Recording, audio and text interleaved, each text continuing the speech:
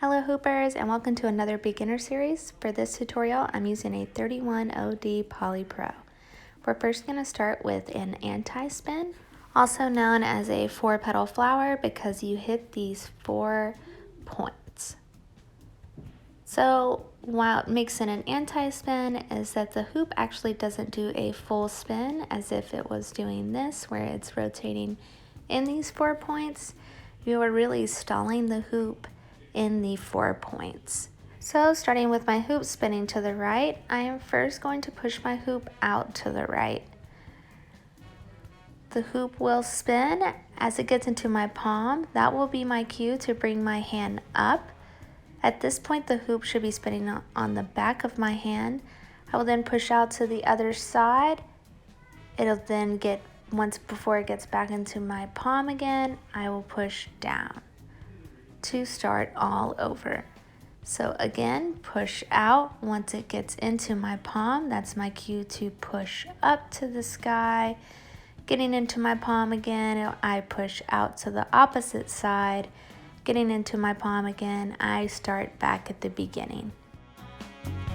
Also try this in the opposite direction. Again, I'm pushing to the left first because I'm spinning to the left. And also notice how my arm is really straight at each point. So notice here, I'm really just pushing out, again, moving in those directions once the hoop hits my palm, and my arm is staying straight out in each point. All right, we are now going to learn an iso pop.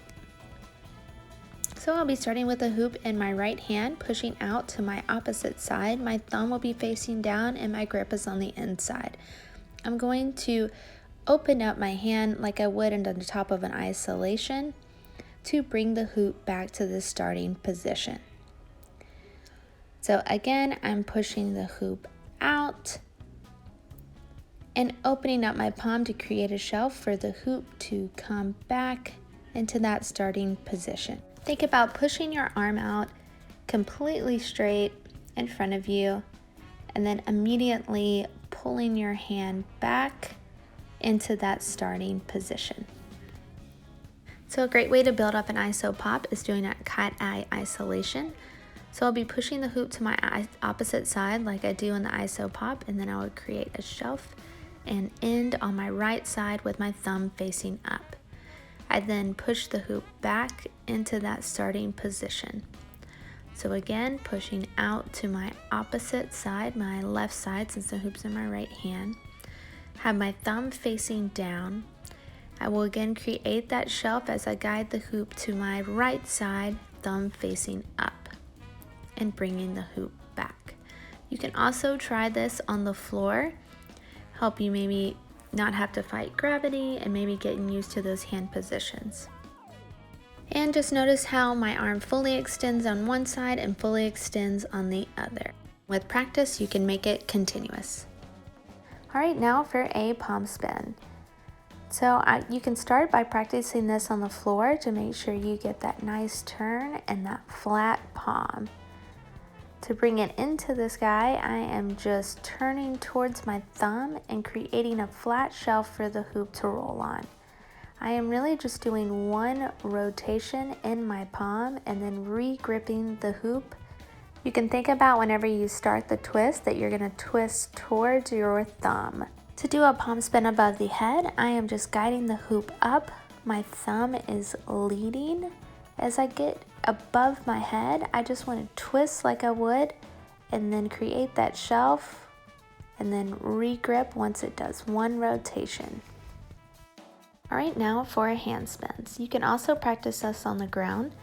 I am pushing my hoop to roll over my pinky first, then all my knuckles back in to re-grip. So I like to start with my palm facing up, then again releasing it out to my pinky first. To have it roll over, I shoot my fingers out, having it roll over and then re-gripping with my thumb facing up. Remembering to shoot your fingers out in front so the hoop can just roll over the top of your hand, and I like to start with my palm facing up to create a lot of momentum for the hand spin. We'll be ending the tutorial with some extension ideas. For this one, I am guiding my hoop up with my thumb leading, just doing a little turn at the top and still ending with my thumb leading at the bottom. So I just twist my hand around at the top and I'm just adding in my other hand for effect. So another way you can use extensions is by turning. So here I'm turning with my thumb leading and now I'm turning with my pinky leading.